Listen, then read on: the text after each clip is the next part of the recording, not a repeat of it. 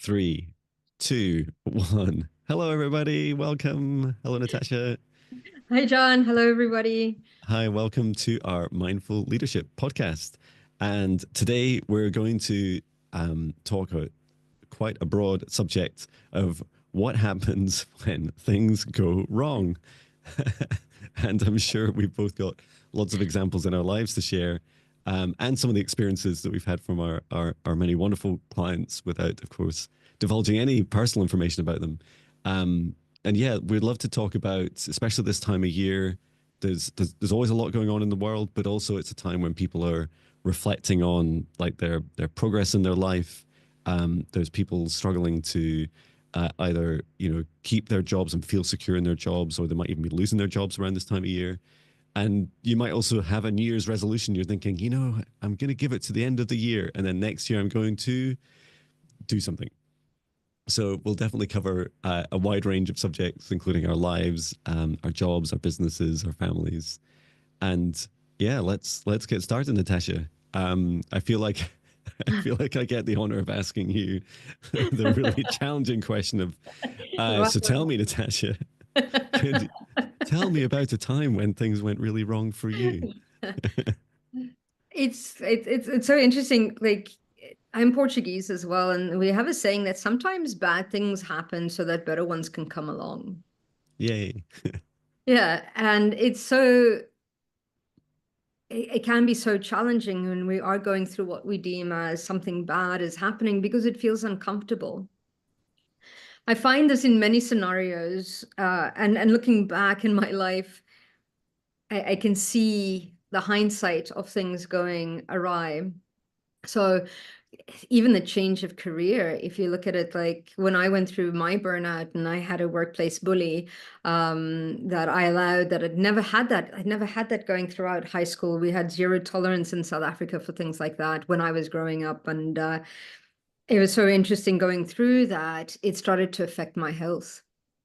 And I had just moved from Scotland to Canada, and I was like, so kind of like my perception at that time, I was like, this is where my career's come to die, after being in the beautiful tech industry where we were always at the forefront of technology. And, in my last company, I were running teams in Europe and in Scotland and traveling down to London every 2 weeks to, meet with a PR company and all of this. And then I ended up getting to where I landed, and very much oil and gas industry. And at that time, the thought process was, well, you don't have oil and gas industry. So, I mean, experience. So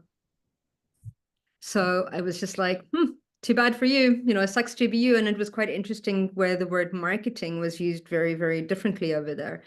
So I actually had to go from that to interning, which was really, really good for my ego.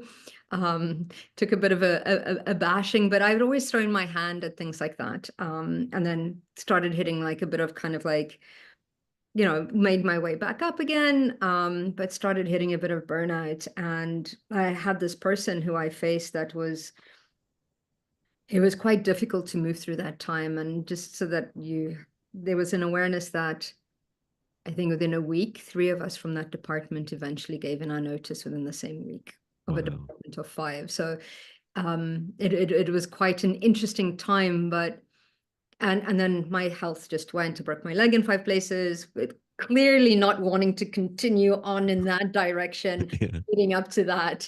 Um, but absolutely loved what I did at the same time. So broke my leg, had to go through all of this, and I was like, what is going on, right? And I said to, like, my husband, I was like, at the time, I was like, if I don't do something with my health, something's going to be up, right? So I ended up really digging deep into my health, and looking at that, and that felt like it was really, really bad. Like, this is my story I was telling myself, is this is where my career has come to die. I was so Sagittarianly dramatic in all of this. And, I can't, I find it really, really hard. Like, kids were young as well. And there was just so much that was my health, like friends and culture and everything, and learning how to connect to that. And it was probably one of my lowest points, I think, in my life, because all of that judgment that comes in at that time, that not good enough, that, what's wrong with you? And my brain just wasn't functioning as well as it could. And I'm dyslexic as well. So when I get stressed, that seems to amp up. In, in Mhm. in that, so it was just like, what's the matter with me? Like, what's going on? There was just that whole that judgment and stuff. And I was Yeah. like, but in hindsight, I dove into my healing. I dove into what's going on. And fast forward, I am so grateful for going through that. So grateful. Not only did I understand now that, yes, that was where that career went to die, but it birthed another beautiful opportunity to really start being of service in a different way. It really did birth that healing aspect that, when we heal for ourselves, we heal generations before us and the generations that are here and those that are here to come. It's like it absolutely gave me an opportunity to reinvent who I was, who I wanted to be. It's almost like it created a new life for that. That they came out of that. And what I started to learn afterwards, and this is pretty hard when you're going through this, is why did I draw the situation to me? Why did I create this? Because ultimately, we create our environment. Yeah. We create these situations. I created that bloody broken leg in five Yeah. places, right? Like, I created all of that subconsciously because that was signs that I needed to be pulled in a different direction. And Mhm. there's so many different ways that I could have at that point gone and just been like, okay, this is it. I'm sitting in this doom, or it could have been that, okay, no, I'm going to try. And I tried to go back into what I was doing before and I just couldn't. It just turned my stomach every time I thought of it. Not only that, Yeah. a lot of the jobs that I applied for, some of them were like, word for word, I had everything. And then there was the weird stuff that would happen, right? Mhm. Like I'd be sitting in the lobby of this big tower company, and the security guard didn't tell the person that I was here for my final interview. And I sat in the lobby for half an hour for my interview. And then they came back and said, well, you were late. And I was like, uh, what? And they were like, yeah, we're Wow. not putting up with that. And I was like, what happened? But in hindsight, I am so grateful that that happened. I'm so grateful that there was a miscommunication between me and the security person or the security person and upstairs or whatever happened, because Yeah. I wouldn't be sitting here right now having this conversation with you, Yeah. having this beautiful life that is quite flexible to bring in that balance that I wanted to create with work and life, and realizing who I am and this Yeah. and being of service in this way. So that's one of my Wow. experiences, one of the big turning points in my life. How about you, John? I, I don't think. Okay. So first of all, thank you for sharing. That's it's a lot, and what a great example. And I love that your body was like such a big part of that journey. Of course, no one would wish you know a broken leg in five different places upon you or anyone, but at the same time, your body was clearly like, "Hey, me, like I know you think a lot, but we need to feel and remember that we're all a team together, and this all has to happen together." And clearly, like your body had got more of a say in things after that event, after the kind of mutiny, because then it was saying like churning and causing like stomach problems when you're thinking of like, oh, I think I might go back to the same thing again. Like, no, no, no. So You're yeah, not. thank you for sharing. I've never shared this with many people, and here I am on a podcast. I think only maybe my wife I've shared this with. Um, so I found myself stood in an office of a small company um, when I was about 38, 39, and crying, stood there crying in front of the owner. And the tears were like sadness and rage and like, what have I done to myself? What have I done to my career? And And I was just shocked. I was shocked at the extent of the situation that I put myself in. And really simply, the previous sort of my career path up until that point and my previous role was very much about chasing job titles and money and, span of control. And I want a bigger house and a bigger car. And there was a part of me felt that that was, going to make me happy. Mhm. And some of that was a little bit desperate. Like I was a lot of unhappy in a lot of areas of my life. And I just felt like, well, I can make this one thing work. And so it's almost like everything hinges on John's career.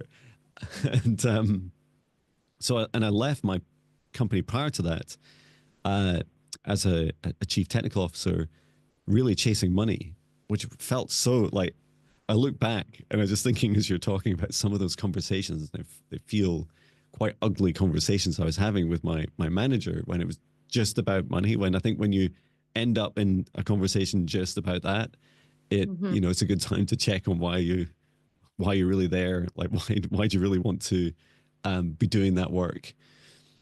So I went to this small company. It was a startup, and things were, there were loads of warning signs from early on. But I found myself in a situation where I wasn't valued. I was Mhm. almost like a figurehead. It's like, let's hire John and then wheel him into like meetings with big important customers. But I was never almost given no authority or no control over what was going on. And yeah, I was totally accountable. And things just, it took a number of months and they just unraveled month after month until eventually there was this um, over, overall over all the things in the world. It was a heated discussion about whether we'd agreed on some additional funding for how do you describe it? Like it was like food after work, and for the teams. And at that point, I realized that I was in the wrong place. That I was not only in the wrong place, this was really destructive for me, and that it had been for the last 6 7 months. And I I needed to go, and I needed to go like then. I needed to go like right now, John. Um, and so yeah, the next, I think as it turned out, after I dried my tears and walked off, and ended up paying the bill myself for the food. And acknowledging that was like a totally broken situation that I was never going to put myself in again. I ended up going.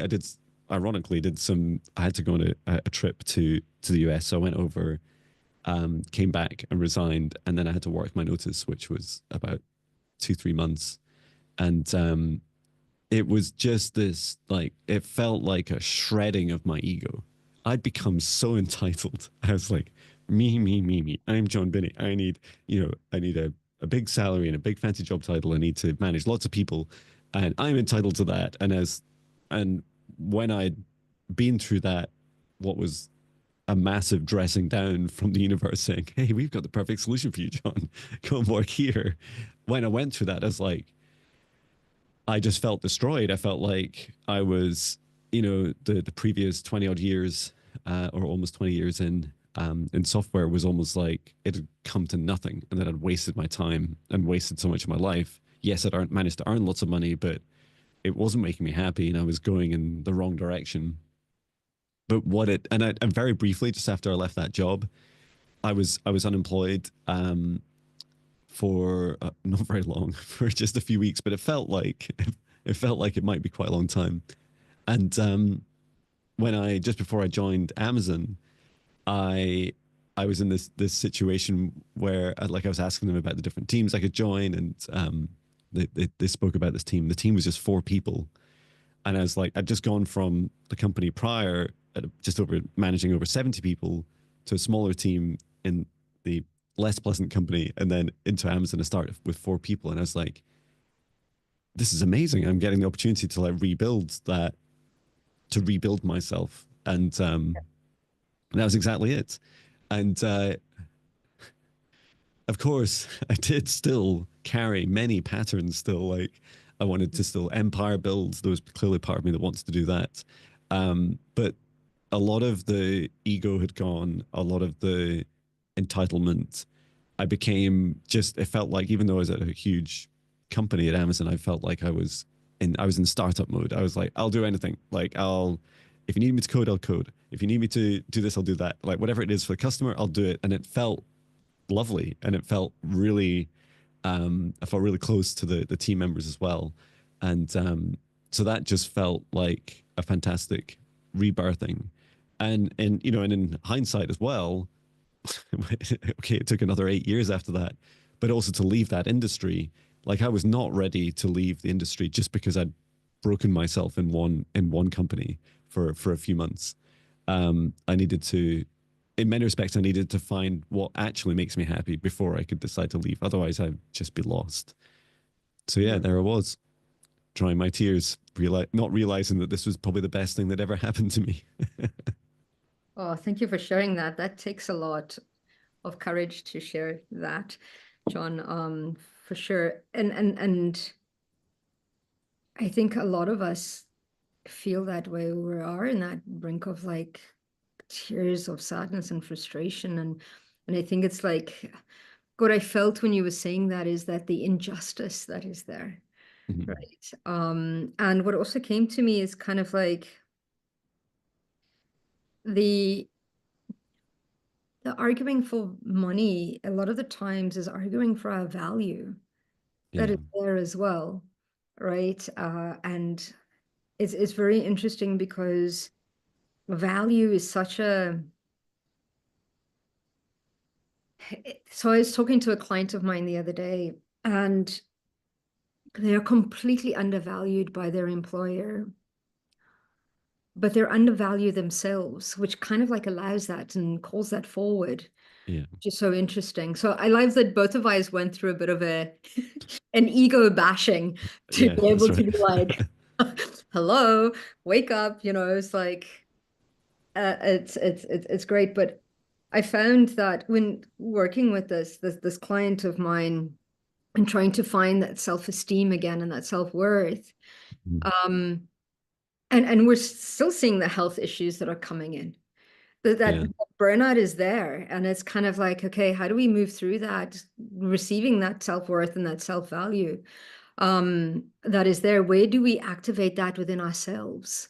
Because I feel that that is a lot of the times we know it, but we don't feel it, right? We know it up here yeah, logically, but we don't believe it in here in order to allow us to have that courage to step forward until our body goes, okay, you're sitting down, yeah, right?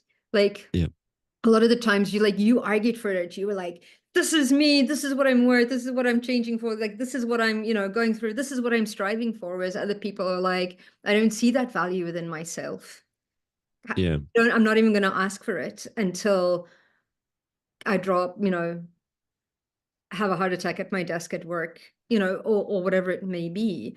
yeah, So the values, I start looking at, okay, value of the employer to the employee about themselves and into the clients. Because like a lot of the times we look at it when somebody leaves, a lot of the times companies will counter offer. And it's like, it's too late by then. That's it. You It's haven't seen the way too value late. until then. It's way too late. People leave managers, they don't leave, jobs. Like it's like it's way too late. So what is it within the corporate culture, within our own culture that we don't see the value until it's too late? And that Yeah, it falls into relationships as well. yeah, Friendships, all of that. So like where does that come in? And the great things about these bad things happen is because it brings us our attention to actually getting curious and really digging deep into, okay, what is the value of this? What is the self-esteem? Where am I valued? Where am I not valued? From all directions, right? yeah, I don't know. yeah. I You've met a agree. lot of people. It and it's beyond business, but I think in business we feel this kind of broken aspect of our culture and our monetary systems in particular, with this lack of useful measure of value. Like it just doesn't really exist, and money as a proxy is terrible. It's just so bad. um and yet, yeah, we seem to find ourselves in situations where you can be waiting on that promotion for 20 years, and over that 20 years realize that um you start to believe that it is because of you, that it's your fault that your company hasn't promoted you, even though likely in 20 years you probably be already doing that job and maybe more, and Yeah. you're certainly capable of doing whatever that promotion is.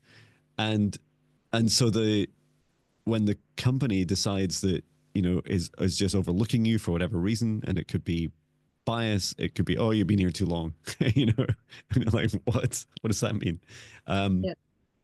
and then you just say to yourself, okay, well, that's my fault.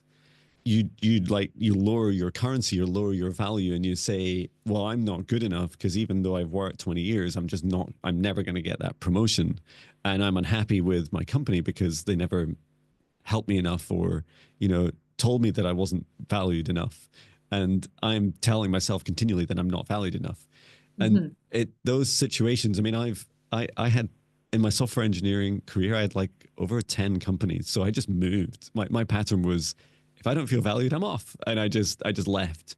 And it was like, looking back, sometimes it was just because I'd hit like the kind of what I perceived as my like curve. I'd hit maybe 1 or 2 years, and I was like, I kind of know how to do this job pretty well now. But I'd seem to end up arguing a lot with the senior managers or whatever, or the owners, and they're just not really listening, and they don't really value my opinion. So I'll just go and find somewhere that does. And anyway, I can probably earn more money somewhere else. But like when we buy things from each other, like if we, buy, a phone, or, bread or water or milk or whatever that we're purchasing from each other, the perceived value, the perception of value, or the feeling of value is largely really wrong. Like it doesn't really help you. If you're if you're literally on your deathbed because you don't have any water, in Scotland anyway, you can, if you have access to a tap, like it's largely free, or included in your rates and unmetered, and that it would literally save your life. And if you were a billionaire, you would pay £1 billion to save your life to drink that cup of water, and yet it's free notionally.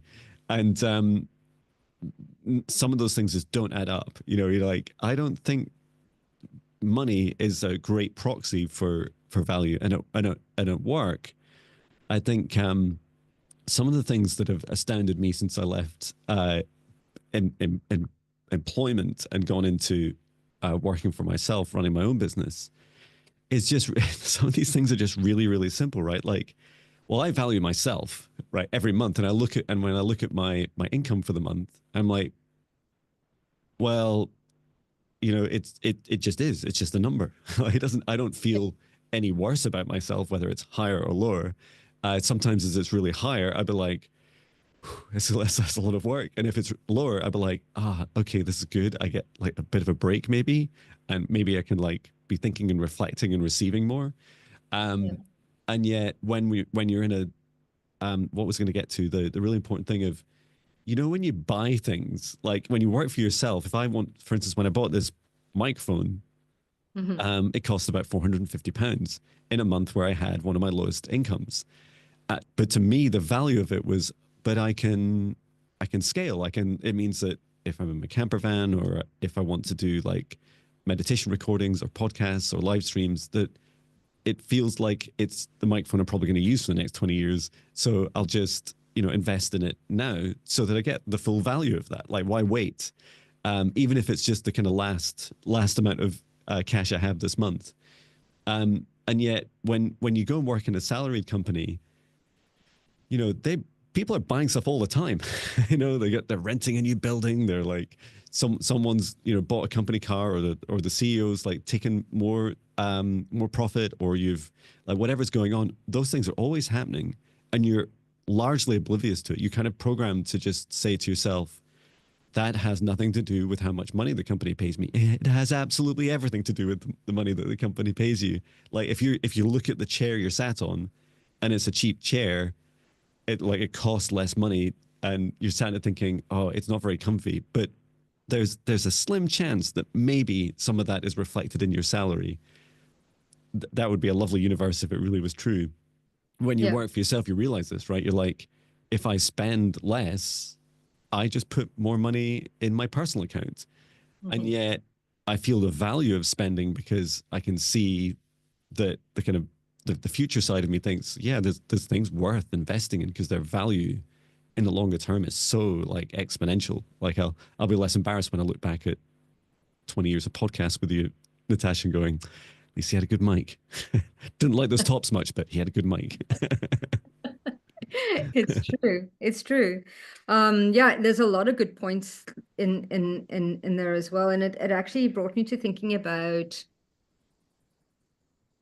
a couple of examples. One, an example from me when I was in Cape Town, but the other example of looking at how do we build value? Because it's sometimes a lot of companies think, okay, I'm going to put in kind of like a tennis or a foosball tennis, thing Yeah. in there, and I'm going to kind of like, buy a meditation app and all sorts of that. But if people aren't still feeling valued, if the company culture, if people aren't, it's like a band-aid, like that is being put on top, because if people don't feel free to say, I don't agree with that, they're not being heard.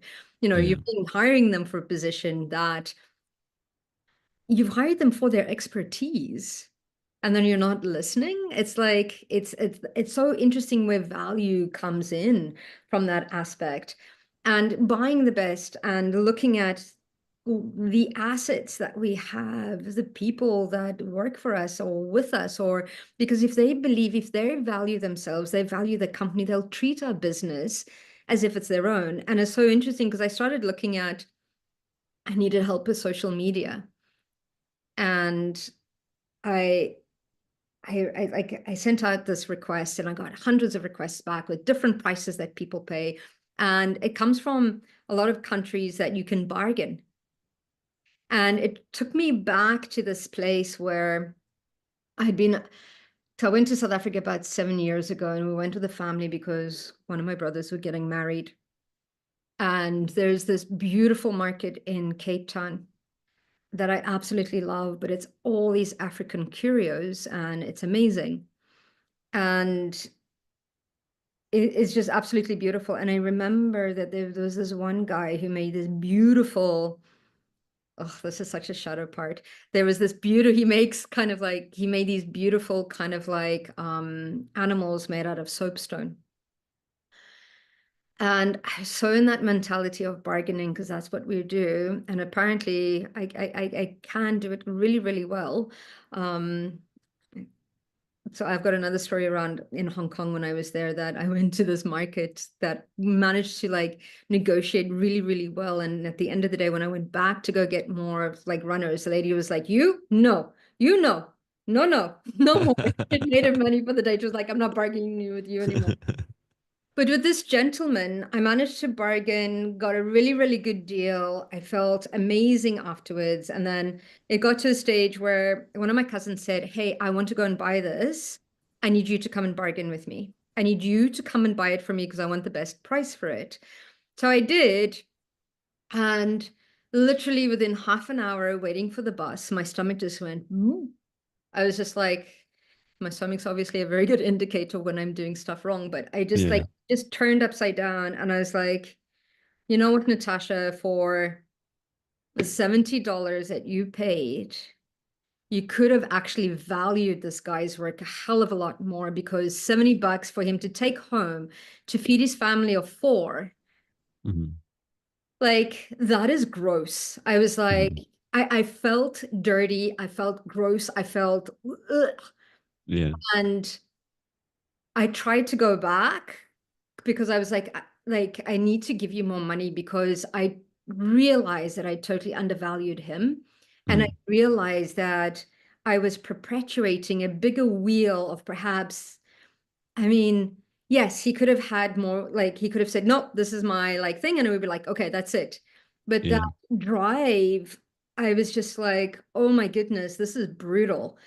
And that kind of like reminds me again, of like speaking to some of my clients where they're allowing this to happen to that because Yeah. they don't see the self-worth or their self-value. And when it came to looking for people to do my social media, I didn't bargain their price. I was like, this is what they're asking for. This is what they're valuing. This is what I'm going to, this, it is what it is. Yeah. And I choose whether I take it or not, kind of a thing, because I didn't want to bring into that, because then it also creates a little bit of resentment, or there's a little bit of like, ugh, I Yeah. not seeing my value, I'm not feeling my value, and then the value is lost everywhere. Hmm. And that was such a good lesson for me in that sense, because I won't do that. And it's also requesting my own prices, Yeah.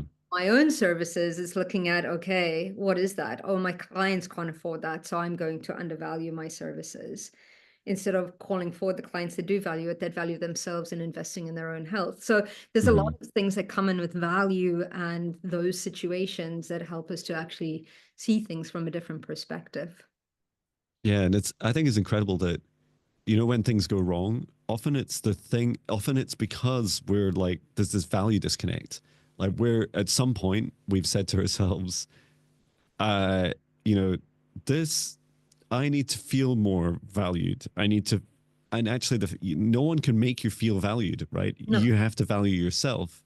Mhm. Give an example like, when things go wrong and you leave your company, right? So you've left, you've said, that's it, I'm out of here. And maybe you're arguing about money and they were saying no, or as often happens, they try to keep you at the last minute. But you're like, no, it's gone, like the moment's passed. So Mhm. there you are, and you're looking at other jobs. And of course, what do companies do? They often advertise the salary.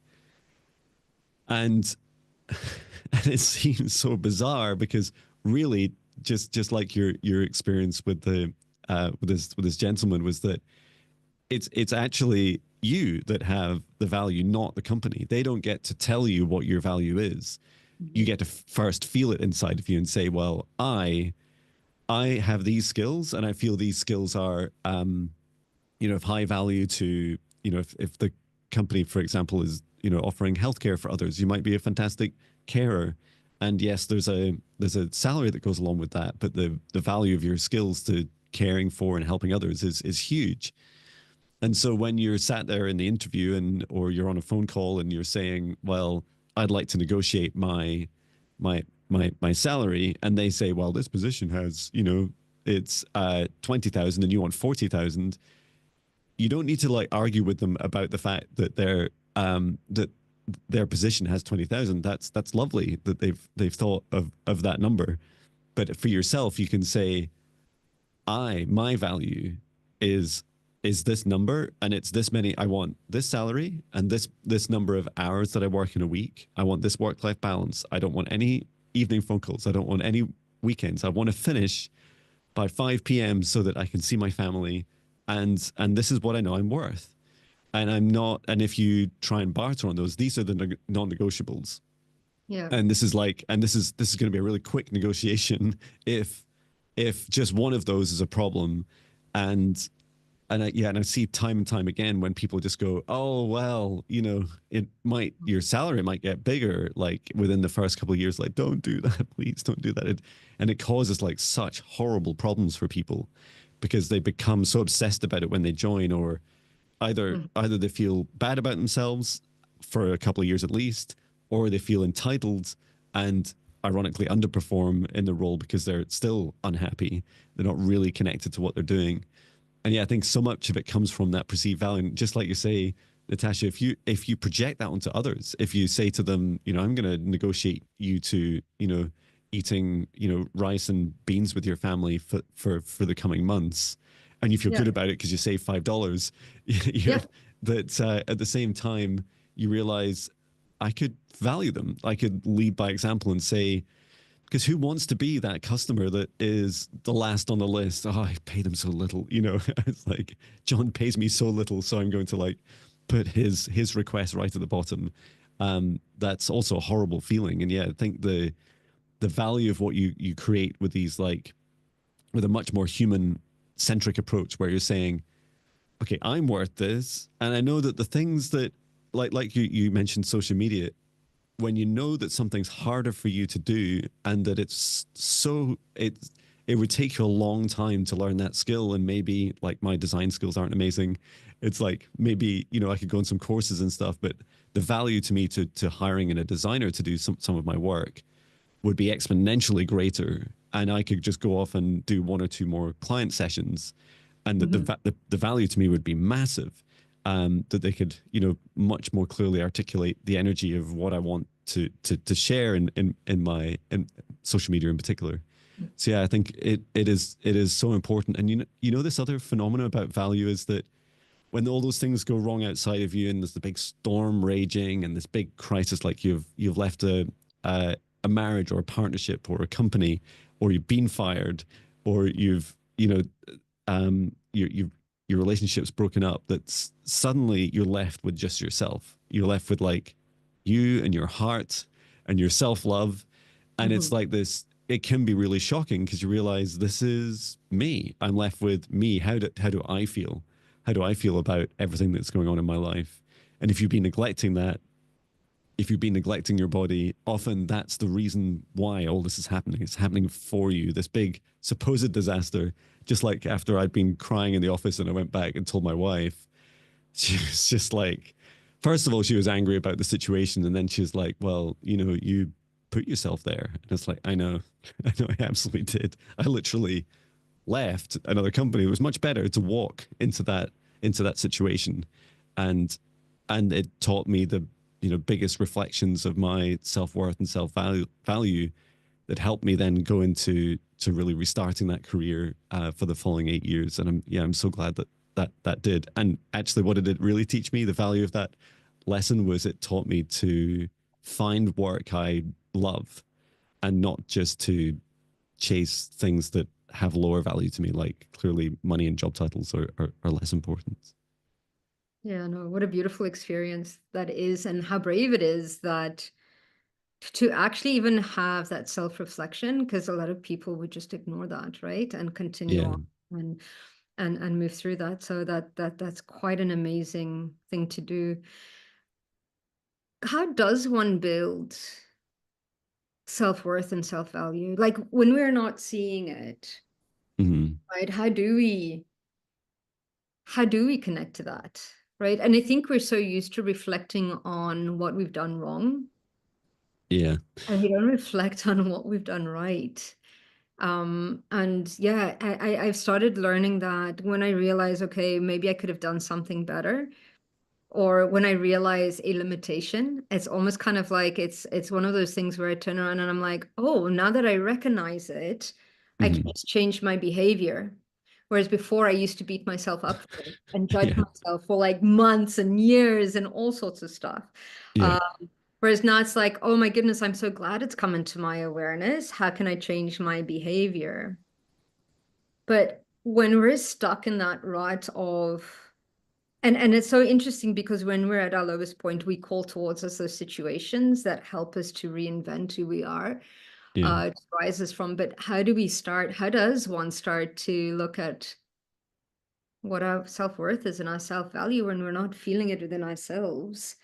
Um, I know one of the processes is looking at what have you done well, reflecting on that, and what is the blessing behind everything, and looking at, okay, how is the situation actually working for me and not against me? Like if Yeah. we were to walk around believing that everything was conspiring to give us our best possible life, how different would it be, as in, believing that everything's out to get us? Like, how do we build that where we're like, no, I'm worthy of more? Yeah. I think it's a fantastic question. I would say that the first thing is when things go wrong, take a lot of time, more time than that you usually would, to really understand the scope, the size, scale, and scope of like what's just happened. And it's something I learned when I worked at Lloyd's Bank.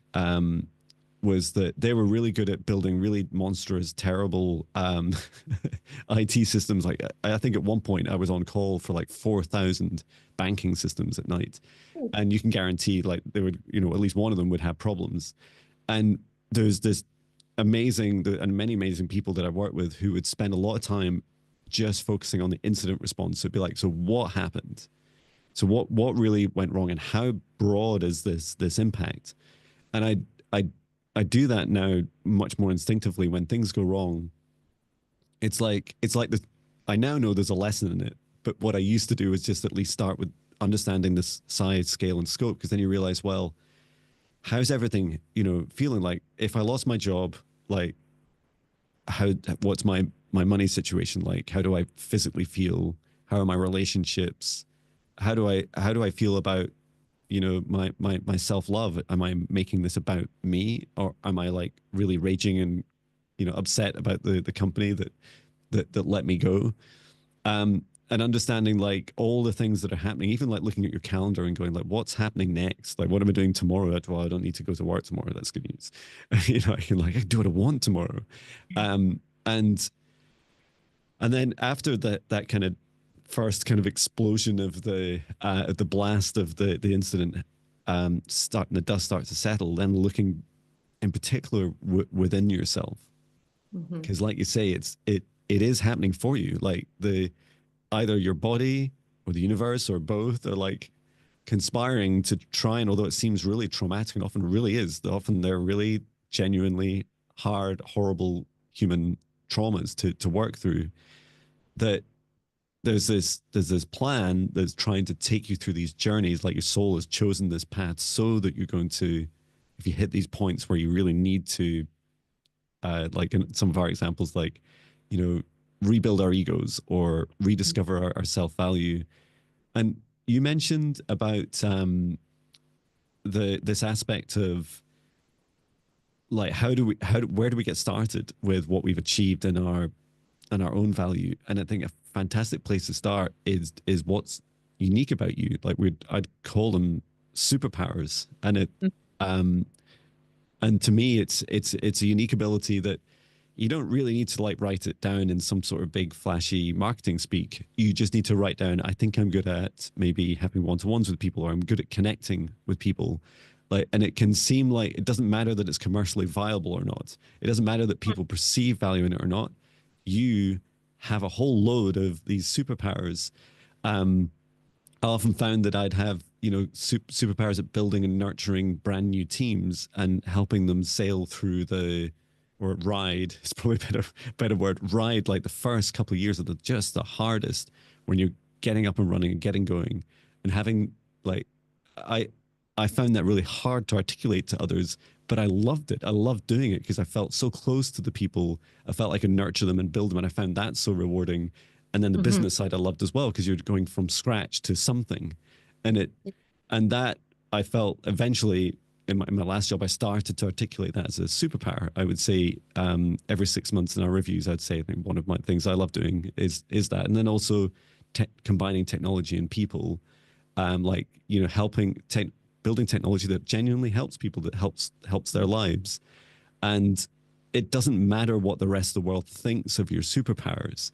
It's totally up to you to go on a journey to identify them and to see them in you. And if you're anything like me, it's a really hard journey to like, listen to those people that are telling you, John, I think you're really good at this thing. And like, am I? Like when I left my last company, and one of the directors said, you're really good at bringing fun to like really difficult, like often quite challenging meetings, whether you're just speaking and laughing, or you bring your guitar and you're singing at an event while we're all being too serious about the work we're doing. And it's like, that's what you remember me by after 8 years of building AI systems. Like, yes, that's the superpower. And it's like, well, there it is, is one way. It's one way of like getting those reflections from others. And then I think once you start to see in yourself how these can help, how you've been given these superpowers by whatever your belief systems are, like by your God, by source, or whatever it is, or by your soul, or whatever you believe. And so when you're in that situation, you identify them, you start to feel into them, say, oh, some of these you may enjoy more than others, some may bring more joy than others, and start to see in yourself, you know what? Maybe I am a perfectly unique human with these very unique gifts, and that somewhere there's a company, a job, or maybe I'll start my own business where they will be valued because I value them. I Absolutely. value them first. And therefore, if the company I go to doesn't value them, great, go and find other people that, either have different superpowers or don't care about their self-worth. I do. I care about my self-worth. I care so much that I'm going to turn up and negotiate with not quite high. You might perceive them as quite high non-negotiables, including working hours. And they might say, oh, you're not committed if you're only working 8 hours a day. And you say, that's fine. If you don't value that, I'm out. Because I work insanely hard in 8 hours. I'll work more than 3 people can do in 8 hours, but you don't even know that about me yet. Um, so definitely And valuing that's true, yourself. by the way. I'll vouch for that as well. That's true. Yeah, it's scarily true. Um, and I think finally, the other aspect of, like, if you really want to, like, cultivate your self love and your self value, and valuing those superpowers that you have, those unique skills, you have to have strong boundaries, really strong. So just like we were talking about those salary negotiations, or when you've joined that company, so they've said yes to everything, and maybe they're a little bit, still hold a little bit of resentment about some of the things that you said. Several months in the job, and they're saying, "Okay, we need you to work till 6," and you're saying, "No, it's 5. I finish at 5. I was hard to work till 5 o'clock, and this is not going to be a pattern. This is a non-negotiable boundary for me, and I don't need to explain why. I have a family, but I'm not going to go into detail about what we do. I don't need to justify to you why Mhm. that's what I agree to, and you agree to it too." And they'll be thinking, I do not want this guy in the company. And you'll be thinking, if they push me, I'll just leave. And it has to be as brutal as that, because otherwise you'll just erode your value and say, well, that thing about, working hours, maybe it just comes down a little bit. It's not that important to me. And then, oh, well, maybe my superpowers, it's okay. I get to use 80% of them. And you gradually reduce all of these. I'm imagining this little bar chart in my head. And as you reduce those value, the ways that you identify your self value, you're doing it to yourself. Like, it's not just the difference between 5 and 6 p.m. It's the difference between how much you care about and respect and value yourself. That is so true. And even if you did that exercise, I don't know if you remember when we first started working together, I always had 2 or 3 jobs going at the same time. Mhm. Always. So like I always worked in an office, I worked in a nightclub, and I worked in a pub sometimes as well. But luckily when I was working with you, I tried to get rid of all of that. But there was a stage where I was managing a jazz bar and I was doing customer support out here as well. So I had those 2 jobs, and it got to a stage where I looked at the jazz bar that I was managing and the amount of hours that I was putting in, because I was being salaried, and I worked it out and I divided it by the hours that I was working, and I was getting paid like £1.30. Wow. Okay, this was 20 years ago. I'm showing my But age. so maybe it's £2.60 now. Maybe it's 2.69. And I was like, oh my goodness, like, what are you doing? Plus the responsibility.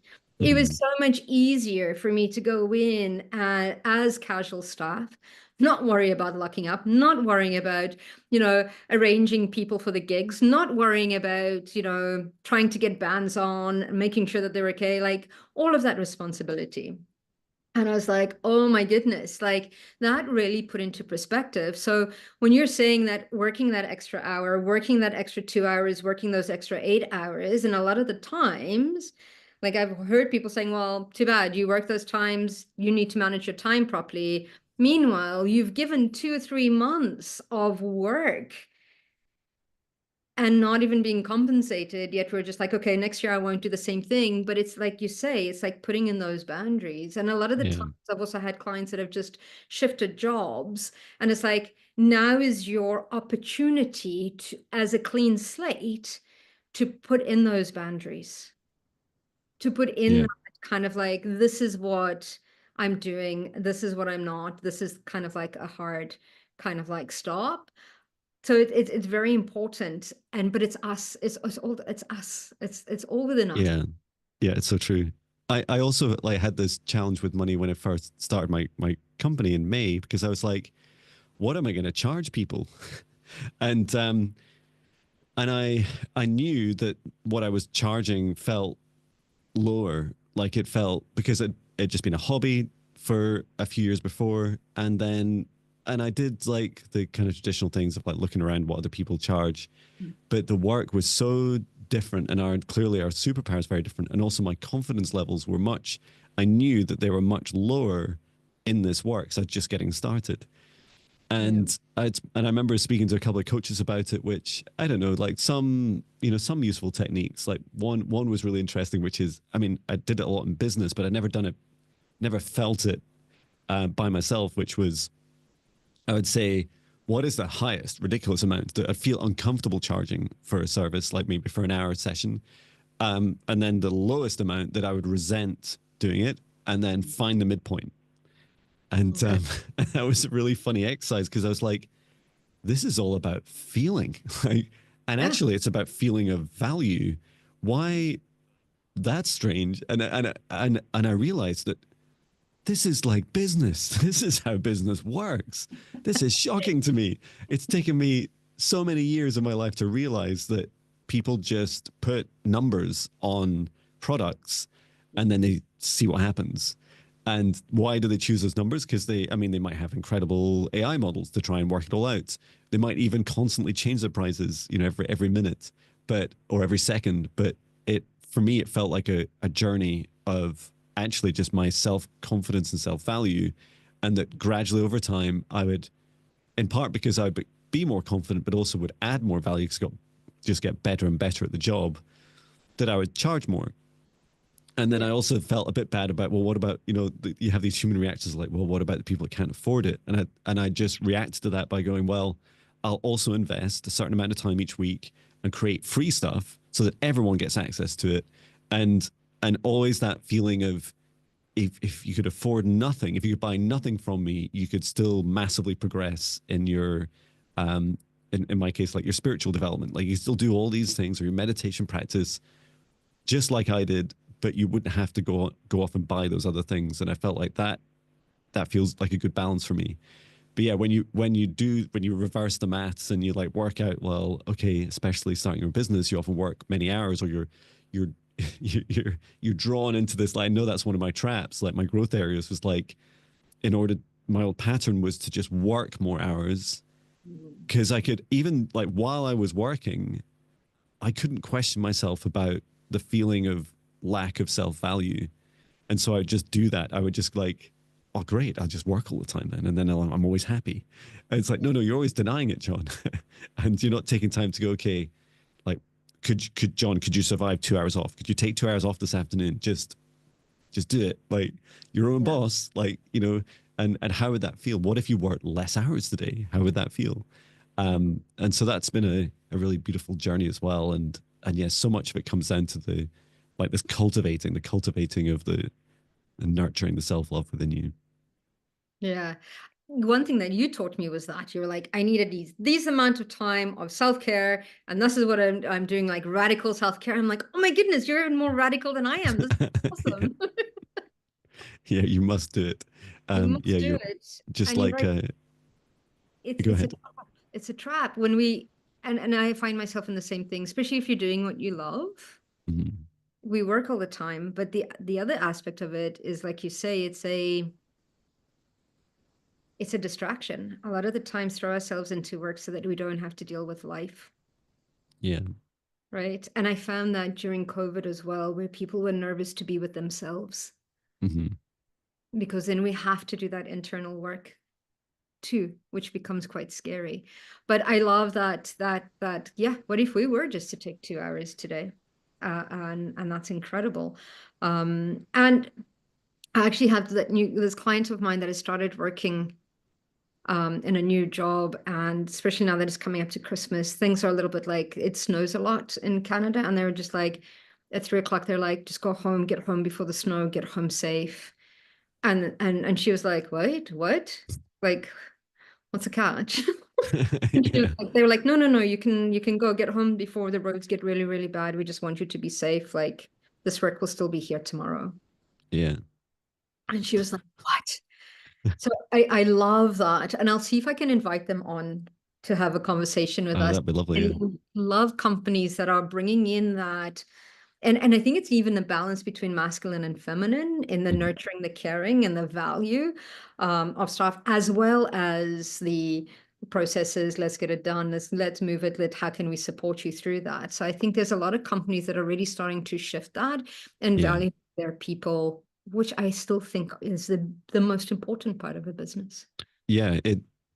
I only really picked up on this in the last few months, is that maybe I kind of knew it before, but for example, when I have many clients that say, "Oh, I want to, develop my psychic abilities. I want to talk to like spirits and spirit guides and stuff." And yet you can see them, and they're, even as they say it, they're a bit scared of saying it. And part of them wants to do it, and then part of them scared of doing it. Mhm. And I realized that so much of this work, and it's true in really any company, is that if you can create safety, if people feel safe, if they feel safe to, and I don't just mean like I can like tell the manager I disagree. No, I mean like genuinely safe, where they feel like they can beautifully express all their superpowers, what's unique and funny and quirky about them, that they just feel like them, like they turn up to work and it's the whole them you see. They're not Yeah. hiding any part, and they're not sat there, hunched over, saying Mhm. yes to another thing they're unhappy with. The more you can open up their hearts and allow them to truly feel safe, everything's so much easier. And if you think about productivity increasing, it's like it's exponential. You know that magic when you suddenly get people together who they seem to like, as a team, they're working together well. They often have quite strong personal relationships as well, and they're just like on fire. Their productivity is an order of magnitude, and it's not like we'll just pack boxes at 1,000 miles an hour instead of 10 miles an hour. It's more like, why are we using boxes? That's silly. We've got much better ideas. Let's use water, or whatever they decide, and they invent so much better.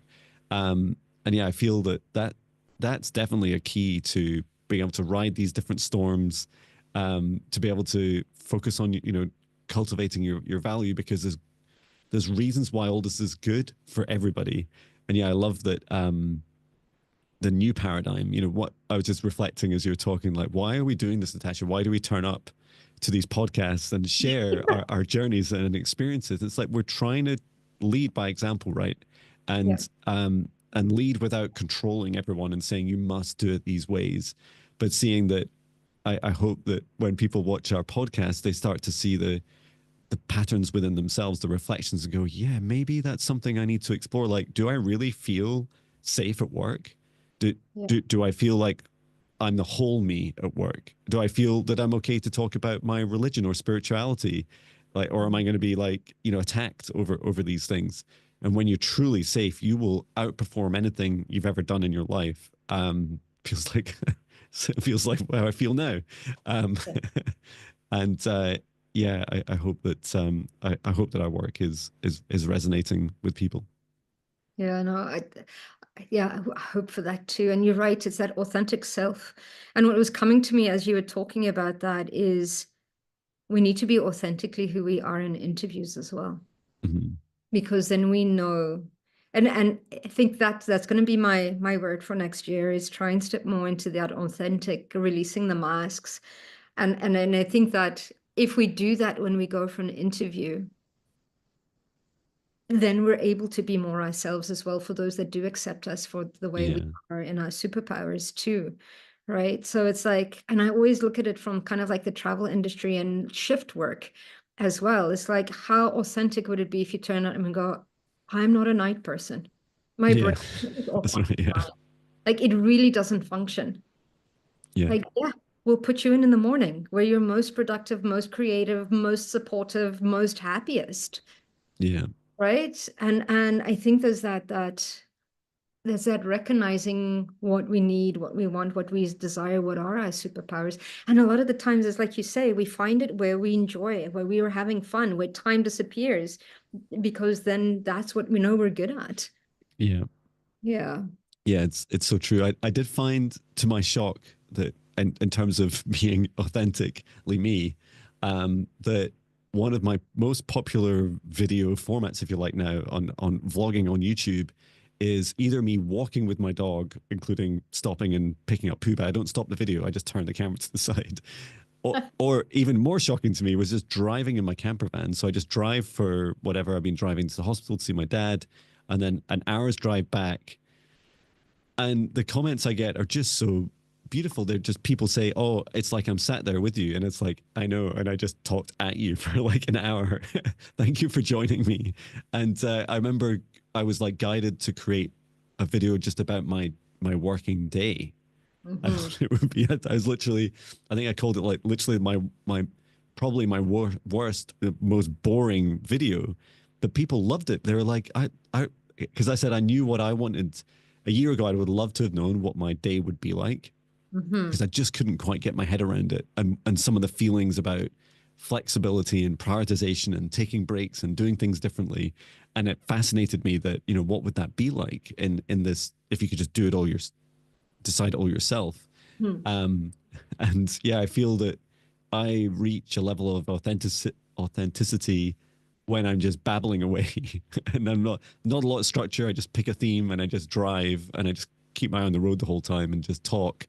And no editing, no, all I do is remove the background sound with a little AI filter, and then that's it. It's like I just upload it. And so it's like I find such joy in, as you know, from these podcasts, and like zero editing, and yet all the values this. I always feel so good after connecting with you and our guests, and I always feel like so energized. Like, yes, this feels like the whole of me, and doing it the way that I find the most joy, and it's fun and fabulous and feels free. Oh, I love that. I love your videos of you talking while you're driving and walking your dog as well. And I love all the other ones where you like jump into it's like so authentically you. I love it. I love it. Yeah, no, it's yeah, it's fantastic. I think we're slowly starting to trust and let go of the judgment, and just you exemplify that very, very well, John. Yeah, it's such a good That's way of kind. Thank you. it. Yeah. No, it's important. And yeah, for me, I've started to just trust that my foot in mouth, and sometimes I say things that, and then they always meant, I've started giving myself grace in the sense of it's always meant with love and compassion. There's never, and yeah, I think it's also part of being Sagittarian as well. I met somebody the other day who was like, "Am I just say the wrong thing?" And I was like, "When is their birthday? Are they born in end of November, beginning of December? When is it?" And they're like, "Yeah." I was like, "Okay, here we go." But it's that giving ourselves grace and allowance to be who we are in this world without fear of judgment, I think is Yeah. important. And so much of it's about the energy behind it, right? Even if you say really bad words to someone and your energy is right, when you apologize immediately and you correct yourself, you realize that actually they lightly felt the energy, because our words are like the bandwidth of a word's like this, and then your energy is like just huge, right? And so one thing I catch myself saying is it's like a family joke. They're always laughing at me when years ago I said in a family game, it said it's like a board game. My son was trying to figure out. He was trying to guess something, and I said to him, "Guess harder." And I was like, and everyone like stopped and stared at me, and I was like, "Oh, not only does that not make any sense, it just seems really insulting, like a really Yeah. horrible thing to say to anyone." And then it surfaced again during massage class when a couple of weeks ago, when one of the class members was they're lying on their front, they're pushing their leg towards their body, like the heel towards their body against my hand, so that it would like make their calf muscle like push out more. Yeah. And they were doing it really gently, and it just said push harder. And it was almost like the whole class stopped for a moment, about 15 people, and then he'll start laughing at me. And I was like, I just said, and I was like, it was the energy, wasn't it? It was like, I just got lazy with the words and with the energy, and it was very funny. And yeah, it sometimes when you recall these stories to other people, because the energy is not there, or you find it hard to connect with, they don't get it, right? It's like, what do you mean you said they had small feet? Like, what's the problem with that? Yeah. But the reality is, it's like the context and the energy behind it. And yeah, I absolutely agree. Like, just holding space yourself and having a good laugh at yourself, and sometimes sharing the stories helps encourage others, right? Because it's like, yeah, I do that all the time. Absolutely. No, these definitely fuel me. They fill my heart and they give me yeah, throughout the week it just gives me energy to keep going, keep doing. Yeah, we've had some wonderful guests and open to more wonderful guests as well. And I love that both of us have foot and mouth disease, so we've always have stories to tell, which is That's right. awesome. Very true. Shall we meditate? Yeah, that would be I fun. think it's my turn. That's right. It is. Yes. Okay. Let's see where this meditation takes us. Fabulous. Thank you. Okay, let's close our eyes. Let's take a couple of deep breaths. Breathing in through our nose and out through our mouth.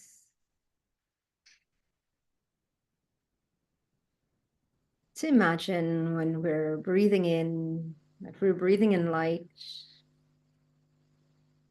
And when we exhale, we release the tension, the stress, any low vibrational frequencies that we might be holding on to within our bodies. Allowing our breath to be a cleansing agent, breathing in light and exhaling all that no longer serves.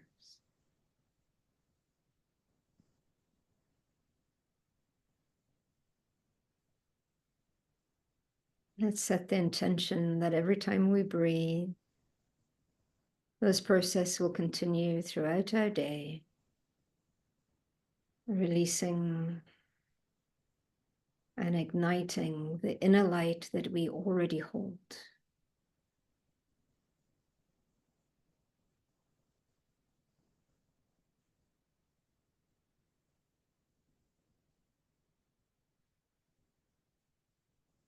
Now, I'm going to bring our attention to the soles of our feet. And I'm going to invite you to open up the energy centers in the soles of our feet and connect into the energy of Mother Earth. Feel that exchange of energy. Absorb Mother Earth's energy up into your body, allowing it to replenish, to replace, to recharge all aspects of our body.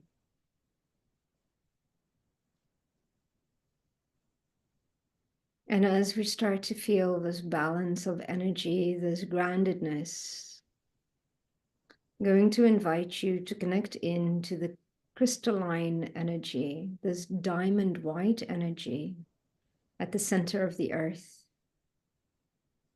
And I'm going to invite you to bring that energy up from the center of the earth, up through the soles of our feet, and anchor that energy into our heart space, completely grounding us, completely connecting us to the energy of an ascended earth, a timeline where we work together, a timeline where this collaboration, this exchange of energy between our physical worlds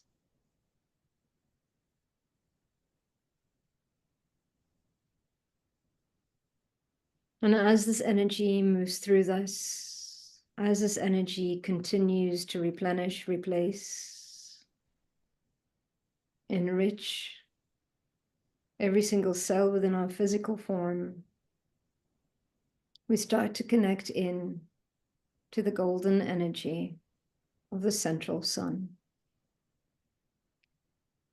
This energy brings with it the vibrational frequency of unconditional love, radical self-acceptance, compassion, and expansion. Call forward that energy and allow it to move through the layers of the atmosphere, connecting in to the top of our head, filtering down into our brains, all the way down our spine, into our nervous system, and anchoring into the heart space, allowing both energies to merge, to connect within our hearts. Allow both energies to move through our physical, our etheric, our mental and emotional bodies, bringing in this complete harmony, this complete connection between heaven and earth, physical and spiritual.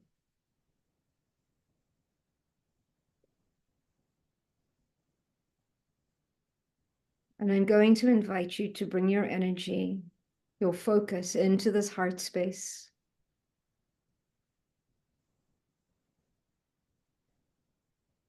And in your heart, you'll notice that there is a secret chamber.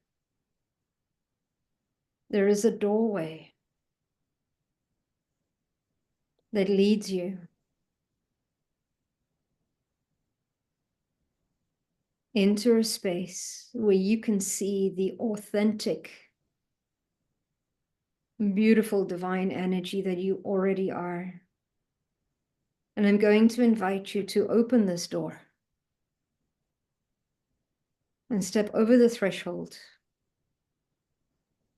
into another time, into another place that will show you the essence that you already are, that divine spark.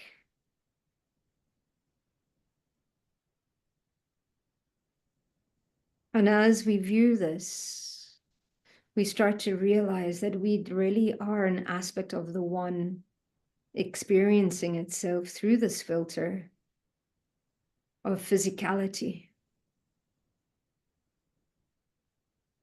And as we sit in this space with this complete essence of who we are, feel into the gifts that we bring into this world, into this reality, to help us experience this world through this avatar that is our body. What is the essence that we bring into this reality? Ask the question, what are the superpowers that you've brought into this reality?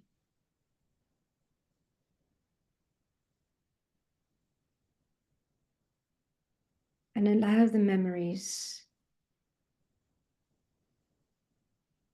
allow the reflection on your life where you've stood into those superpowers and expressed them.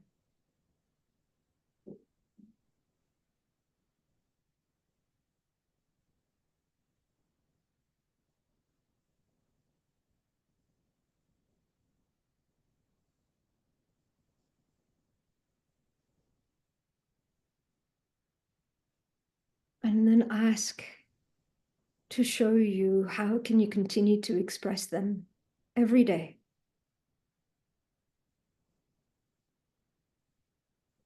With everyone in any moment.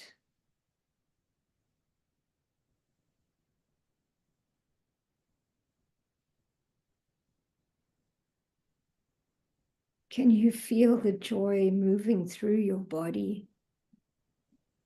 The excitement, the love, the compassion. Can you see the true value that you already are?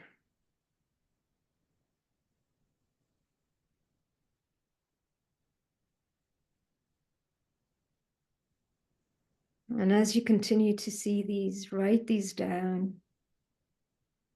Anchor them into your psyche, into your memory, so that they are the forefront of who you are. So that they are the forefront of your mind, so that you can move throughout your day, expressing your true self, without worry, without judgment, with confidence, with compassion, and with love.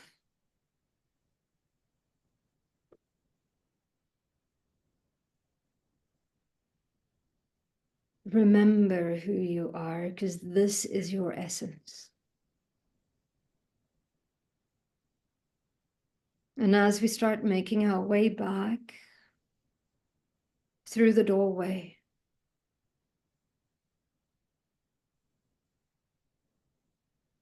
almost as if walking through a veil, allow that veil to leave behind the unworthiness, the stories we tell ourselves. Allow it to be a filter that transmutes the low self-esteem, the stories, only allowing value, love, radical self-acceptance as we step over through that veil into the here and now, where we walk every day, where we talk our worth, our value, where we be completely ourselves, authentically who we are, without fear, only love. Coming back into this body, into the here and now, knowing that we've done good work here today and that we are different. We are uniquely who we are in this world, expressing our superpowers, expressing the uniqueness that we are in this world, because that is the only version of ourselves that we can be in order to fit in with the rest of the pieces of the puzzle. Uniquely ourselves, all working together, playing our part, always. Take a deep breath and exhale. And when you're ready, open your eyes. Write down those superpowers if they came to you before you forget them. Anchor them onto a piece of paper. I would recommend. Wow. Thank you. A few tears in my eyes, happy tears. Thank you so much, Natasha. What a beautiful, beautiful meditation. Just I feel like you had me at connecting with the white diamond crystal energy at the center of the earth. I was like, this is just feels amazing. And I definitely felt like I just spent a beautiful time with my soul. So thank you for that gift. You're welcome. You're welcome. Ah, Well, thank you for this, John. thank you. Thank you for another incredible podcast. And yeah, we'll bring our recording to an end. Thank you, everyone, for watching. Please do check out both Natasha and our websites. And if you're interested in becoming a guest, there are details in the description of the video, or visit the About page on my website, johnbinnie.com, and you can submit your information. And we'd love to have you on and learn all about your experiences. So thank you, everyone, and we will end at that. Take care. Thank you. Thank Bye. you. Bye.